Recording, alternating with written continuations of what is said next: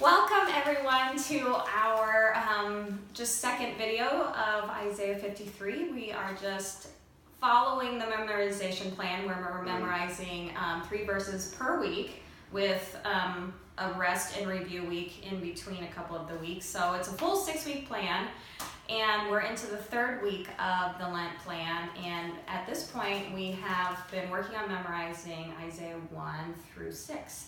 And so today we're going to be talking about Isaiah 4 through 6, because even though we're not a Bible study, I think it's really important for us to understand the scriptures. I think it'll make it easier to actually memorize the scripture when we actually know what's going on.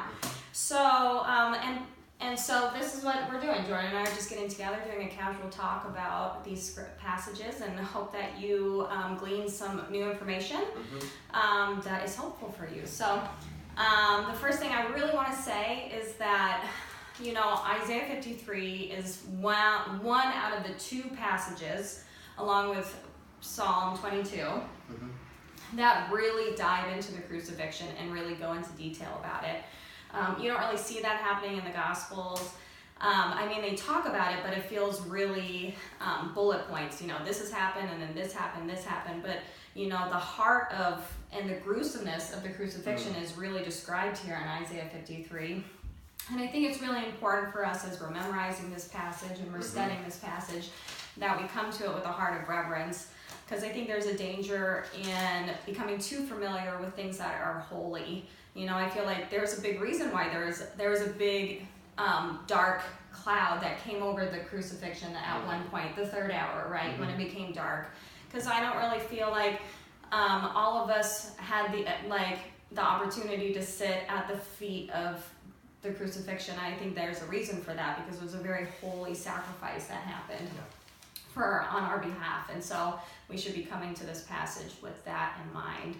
And so with saying that, I want to just bring it over to my friend Jordan, and he's going to start us off with talking about Isaiah 53, 4 through 6, right? Yeah. Okay.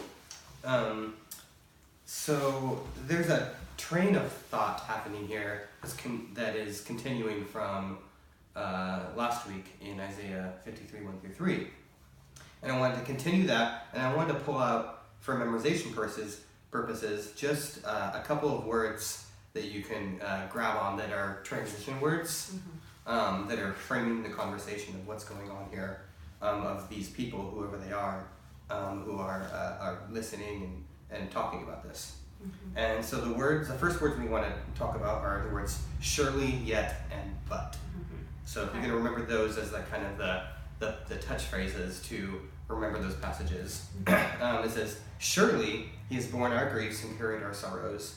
That's carrying on from verse 3 before, where it says that he was a man of sorrows and acquainted with grief. It's using sorrow and grief, those 2 passages, saying that he is a man of sorrows and grief, and he's not just a sad person. No. This man is not just a sad person. He is actually somebody who is identifying with us, because every one of us carries sorrow and grief around. So he's one that identifies us. So surely he has identified with us. He has borne our sorrows and carried our griefs. Yet, there's a second touchstone phrase, yet we esteemed him stricken, smitten by God, and afflicted. Now, I was really confused by this. So, when it says he was punished by God, kind of talk about that. Yeah, so most of the people are going to think, when you hear the words stricken, smitten, afflicted, those are sickness words. Those are words, you know, when you think about disease, illness. And in the ancient world, they connected disease and illness, they connected sickness to sin. They would think that a lot of times that if you were sick, then somehow you would sin against God. So they basically just thought that God was punishing him because of his sin. Basically. Because of his sin, yeah. Oh, because of his sin. Yeah, so they thought that he was stricken, sense. that he was being punished for something he had done. Some secret sin or something, you know, maybe similar to what Job's friend said about Job. It says, you know, you look like a righteous person, but maybe in private you've been doing some really bad things. That's... And so surely he has identified with us. He has borne our griefs, carried our sorrows. Yet we esteemed him stricken, smitten by God, and afflicted. This is his fault somehow. But there's the third touchstone phrase. But so you're basically saying No, that's not what's happening. Okay. You got your cards mixed up. But he was pierced for our transgressions, and he was crushed for our iniquities. So he is not being punished by God because of his sin. He's being punished by God because of our sin. The truest identification with the sorrow and grief of people. Okay. And these, I mean, a little historical, rabbit trail.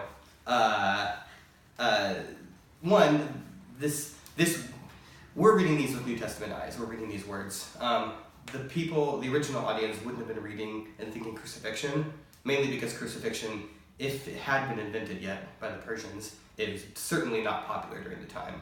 And so the Romans are really what popularized crucifixion. They brought it forth and they kind of perfected it. So they wouldn't have heard it. They wouldn't have thought of crucifixion. They may have thought of being stabbed or being pierced by a spear or something like that. So if someone was listening to this coming out of Isaiah's mouth, they would have been like, well, what is that? They wouldn't have been familiar with it. They would have asked that question. There's a certain mystery behind what's happening here. And so I just don't want us to stop there and think, crucifixion, which we should think of this. This is about crucifixion, but it's not what the original audience would have heard, and we don't want to engage in the sin of anachronism, and thinking that that our ideas today were the ideas that they had. So the words are surely, yet, and but. And to touch on the surely too, going back into the first 3 verses where it talks about he was a man that no one desired after, there's nothing that would attract to us, and so it's kind of this plain guy, and so the surely was, is a nice transition phrase too that says, nevertheless, he bore the sin of the world, and so this man who was nothing became everything really to us. And I mean, and on a personal level, it's comforting because they said that he was nothing special, he was no interesting, he was nothing to look at. He is identified with us because none of us are anything special. There's nothing super interesting about us. This wallpaper is more special. We're all fairly average, middle to road people, and yet Jesus has identified with the lowly among us. And that makes sense. That makes sense. So we have surely, yet, and but. Okay. He was pierced for our transgressions, he was crushed for our iniquities. Upon him was the chastisement that brought us peace, and with his wounds we are healed. So it's not him that's sick; it's actually us that are sick. We're the ones that are sick with sin, and it's by his wounds that we are healed.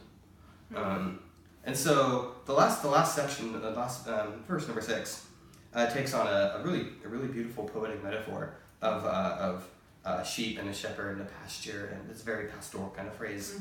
And it says, "Oh, we like sheep have gone astray. We have turned everyone to his own way, and the Lord has laid upon him the iniquity of us all." Yeah, it gets really quiet there. Like I can almost feel, Isaiah, he's so passionate about what he's preaching and what he's prophesying in this, but then he gets really quiet and he's like, we've all screwed up.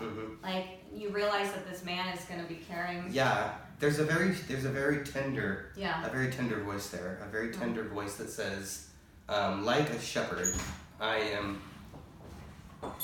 looking after my sheep, and I'm going after them. I'm not letting them go, and I actually, as the chief shepherd, which is what Peter calls Jesus. In 1 Peter 5, as the chief shepherd, he's going to be the one that actually gives his life for the sheep. Wow, that really gives his life to protect the sheep. Wow, well that's amazing. Well, thank you so much, Jordan, for your time, and look forward to our next video where we'll be diving into the next 3 verses of Isaiah. So thanks again.